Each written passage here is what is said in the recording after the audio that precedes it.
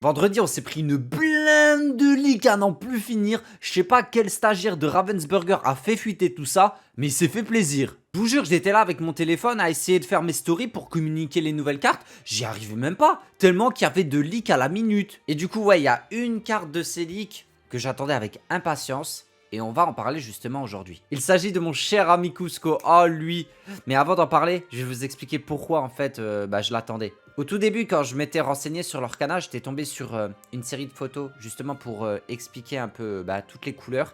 Et on voyait justement des personnages qui allaient faire partie de ces couleurs. Et il y avait justement pour la couleur émeraude, ce fameux Cusco. On voyait la tête de Cusco et jusqu'à présent en fait, il n'avait jamais été leaké. Alors cette semaine, bien sûr, il y a eu une ribambelle de spoil sur la couleur émeraude. C'était celle qui était le moins leak, donc c'était logique qu'on allait s'en prendre beaucoup d'un coup. Et à chaque fois, j'étais en mode, le Cusco, le Cusco, le Cusco s'il vous plaît, c'est quand qu'il arrive. Et là, du coup, vendredi, bim, ils l'ont fait apparaître. Et les amis, je vous jure, c'est un délire. Bon, allez, ce fameux Cusco. Bon, au moment où je tourne cette vidéo, il n'y a pas eu encore la traduction officielle en français. Donc, moi, je l'ai en anglais. Je vous la traduirai comme ça. Mais si Trif a le temps de s'en occuper d'ici ce matin, ou alors la trad FR sort, je vous la mettrai à l'écran. Donc, ce Cusco, c'est une carte donc, qui coûte 5, non ancrable. Comme beaucoup de cartes émeraude, hein, c'est vraiment la couleur des cartes non ancrables. 2 d'attaque, 4 de défense et quête à 3.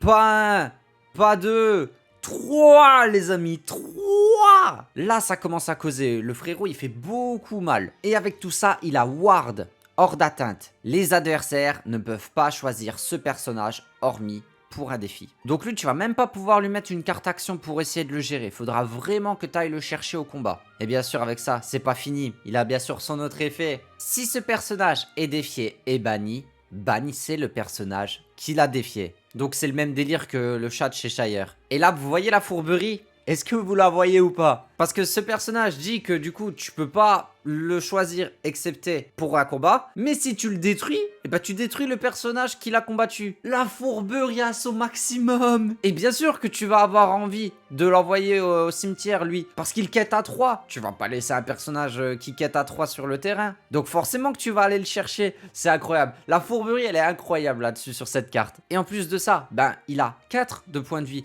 Donc forcément, soit tu vas devoir aller taper avec 2 personnages, parce que les 4 sont assez chiants à aller chercher, ou sinon, tu vas aller le combattre avec un plus gros personnage qui a 4 d'attaque ou plus, mais dans ce cas-là, forcément, bah, tu vas lui dire ciao, parce qu'il va partir avec en tuant le Cusco.